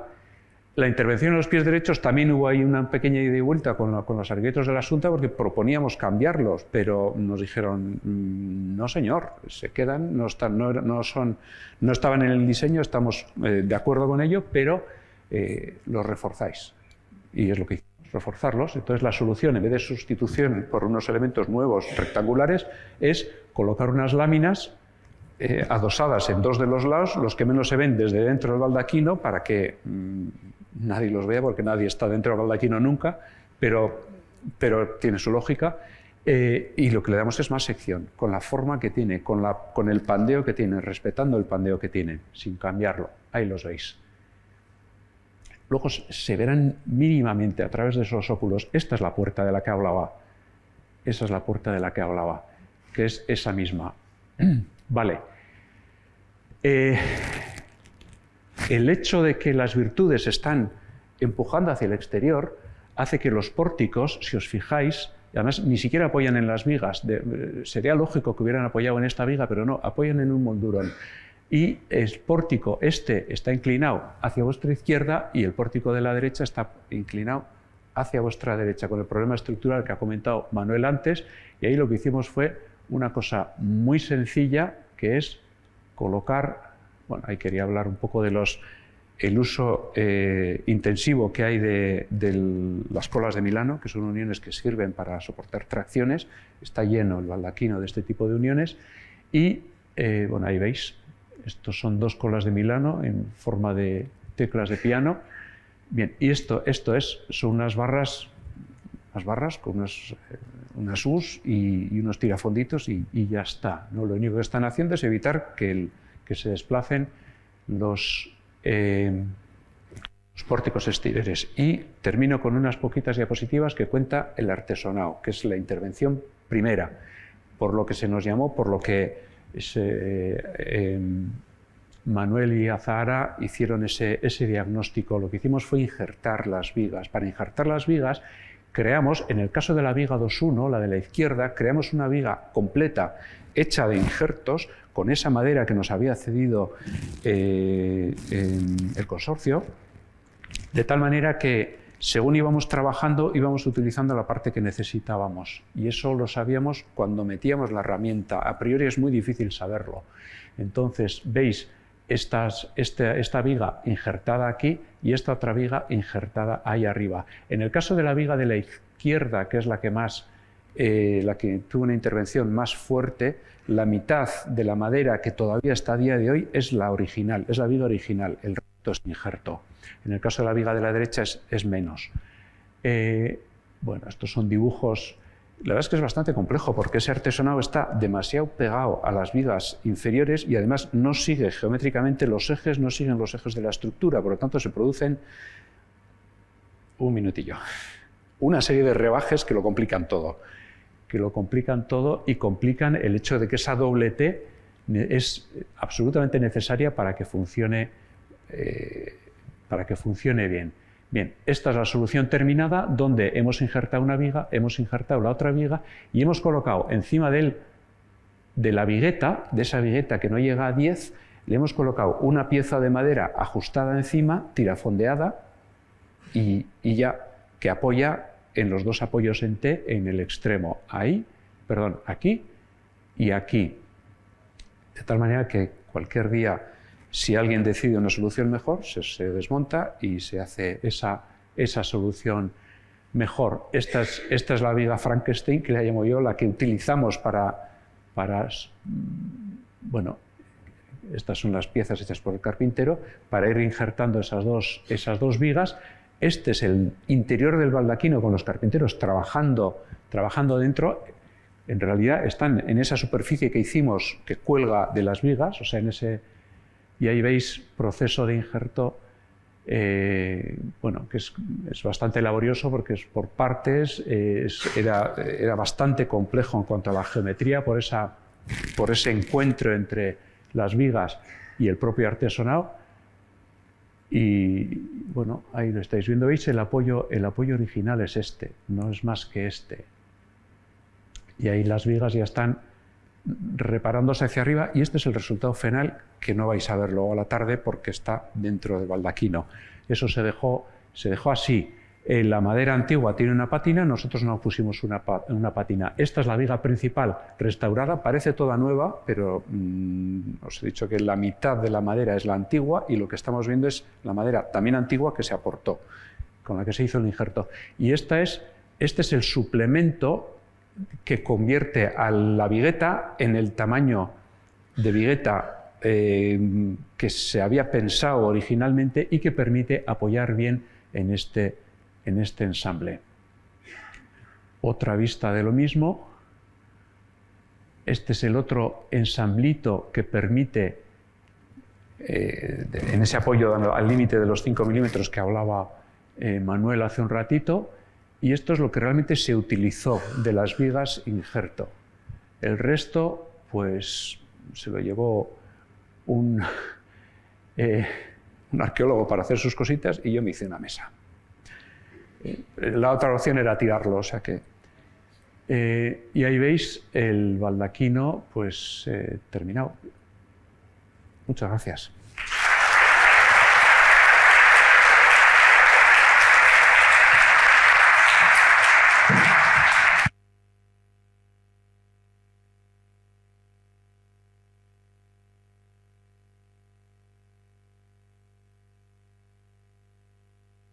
Muchas gracias, Miquel. Sí, podéis bajar.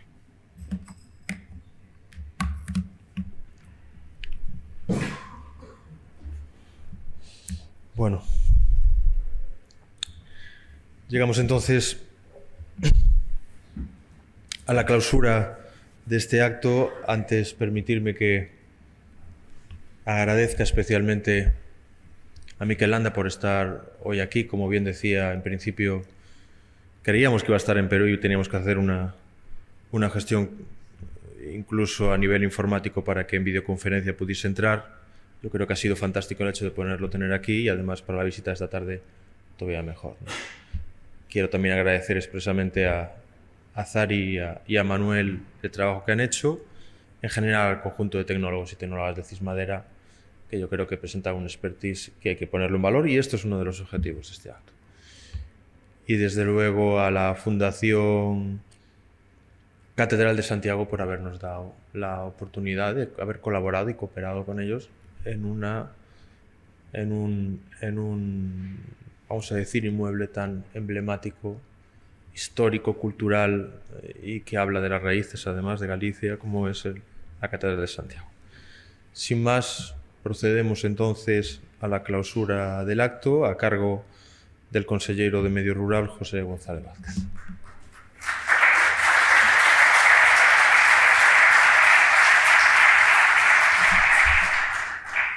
Muy buenos días, don Daniel, a autoridades presentes, amigos y amigas. Yo querría decir en primer lugar que me tocó hoy clausurar uno de los actos más fascinantes que pues, he tenido ocasión de clausurar desde que soy consellero, tanto por la visita a la catedral, esa posibilidad de verla desde una perspectiva completamente diferente, como por el nivel técnico de las ponencias que he tenido ocasión de escuchar, pero ya no solo el nivel técnico, sino la capacidad de entretenernos y de transmitirnos pues, ese trabajo artesano que sois capaces de trasladar. Muchísimas gracias desde Cismadera a todos los técnicos que han intervenido por ser capaces de hacer esa recuperación de un edificio tan emblemático y tan representativo de Galicia.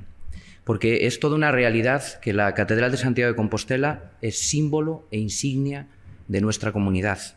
La figura románica, fácilmente reconocible, atrae a miles de personas hasta la capital gallega, siendo el epicentro de la más preponderante peregrinación en todo el conjunto de España y también en Europa.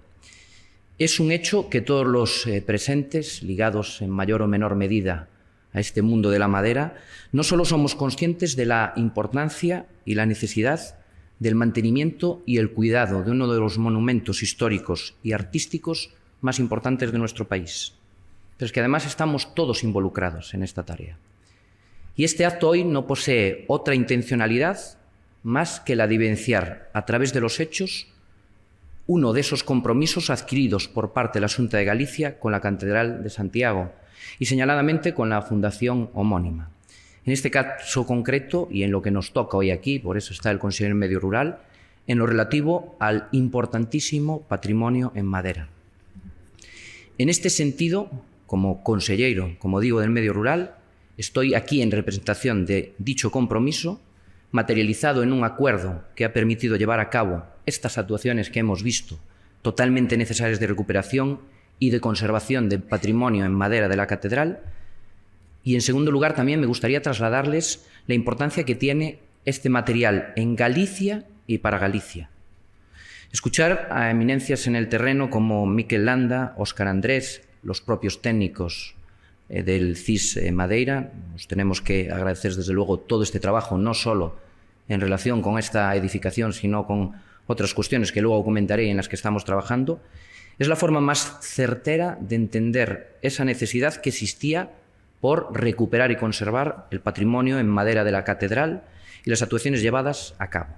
Por ello, y después de escucharos a vosotros, yo no me voy a extender mucho más en la materia, pero sí quiero destacar el afán de colaboración que siempre ha caracterizado a la Xunta en lo que respecta, don Daniel, a la Fundación Catedral de Santiago.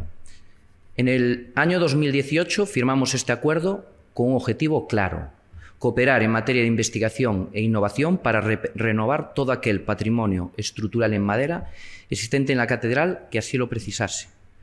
Una cooperación que ha permitido intervenir y, lo más importante, conservar, respetando siempre al máximo los materiales originales, refiriéndonos a obras maestras del barroco y en conjunto un bien de interés cultural para nuestro país.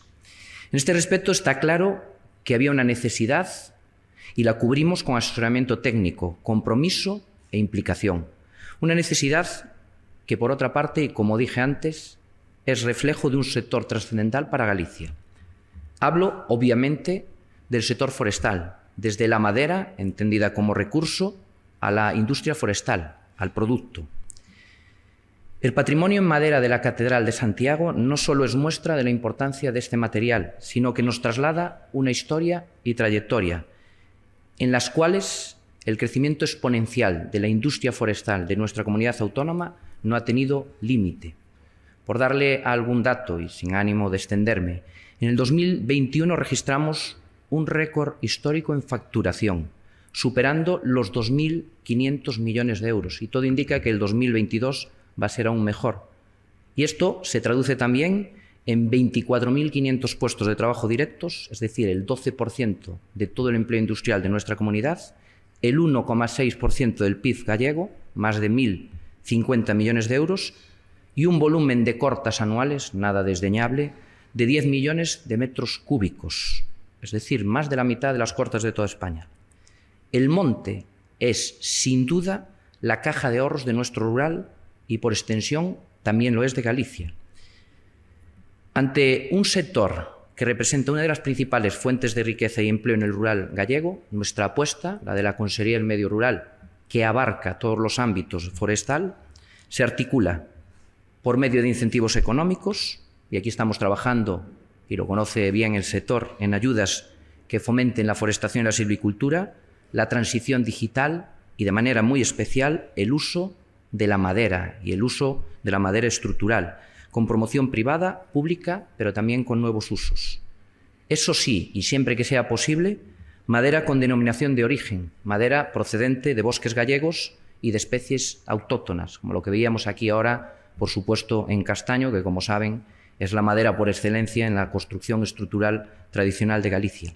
Pero también actuamos con una planificación a largo plazo, el Plan Forestal de Galicia, que precisamente es un valioso instrumento para avanzar en el papel de la silvicultura activa y de la gestión forestal sostenible, siempre con la vista puesta en el horizonte en conseguir madera de calidad. Seamos líderes en cantidad, pero también, por supuesto, en calidad. O este mismo año, 2023, fruto del trabajo de la Xera, está aquí su director y le agradezco ese esfuerzo, y también del sector. Nos gusta mucho en Galicia la colaboración público-privada y, por lo tanto, en este año vamos a poner en marcha un plan estratégico de la industria forestal, madera, de la industria forestal de Galicia. Tenemos que estar alineados. Si todo está dentro de la Consejería de Medio Rural, desde el recurso hasta el producto, tenemos que conocer las necesidades del producto para poder poner también a trabajar un recurso que, como sabemos todos los que estamos aquí, pues tarda años, evidentemente, en desarrollarse. Una apuesta en la que la Consellería en Medio Rural tiene 3 ámbitos: la propia Xera, la Agencia Gallega de la Industria Forestal, la Dirección de Planificación y Ordenación Forestal, y en un territorio tan afectado por los incendios forestales, la propia Dirección General de Defensa del Monte. Y me gustaría incidir y trasladar el programa en el que estamos trabajando en los últimos años de promoción para el uso de la madera en construcción. Tanto en lo que se refiere a la promoción pública, estamos viendo aquí un ejemplo, pero además acuerdos de colaboración con el Servicio Gallego de Salud o con la Dirección de Patrimonio Cultural para que se pueda utilizar en esos centros públicos la madera de forma estructural o en procesos de rehabilitación. Pero también nosotros, como Consellería del Medio Rural, entendemos que debemos predicar con el ejemplo, y quiero trasladarles que este mismo año las bases de las unidades operativas, es decir, de aquella gente que se dedica a proteger el monte frente a los incendios forestales, se van a construir también en madera de bosques gallegos. Son los BUOs, las bases de unidades operativas.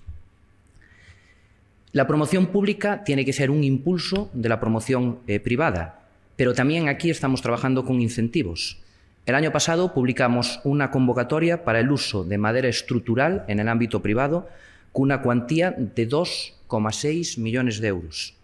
Fíjense que la respuesta, la expectación fue muy positiva, pues en poco más de 3 semanas tuvimos 380 solicitudes que estamos tratando evidentemente de atender y que reflejan el compromiso que tienen los solicitantes para utilizar madera gallega en las construcciones.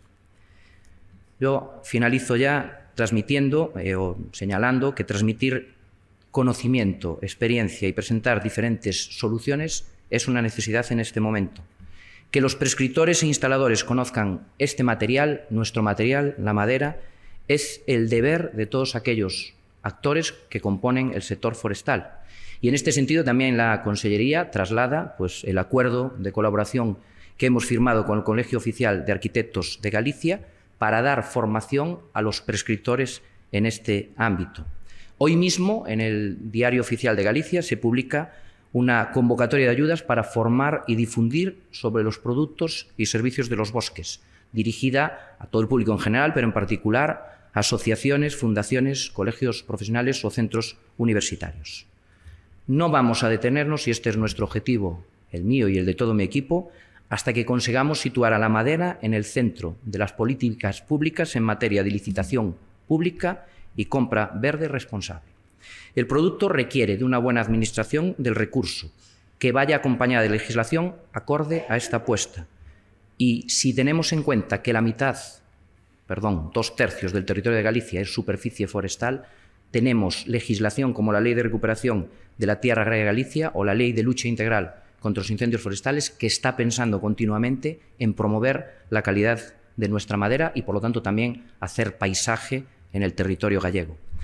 Amigos y amigas, desde la Xunta estamos completamente seguros de estar recorriendo el camino correcto. Un camino que, como el de Santiago o el propio sector forestal, siempre da más de lo que pide. Muchas gracias a todos y a todas. Moitas grazas.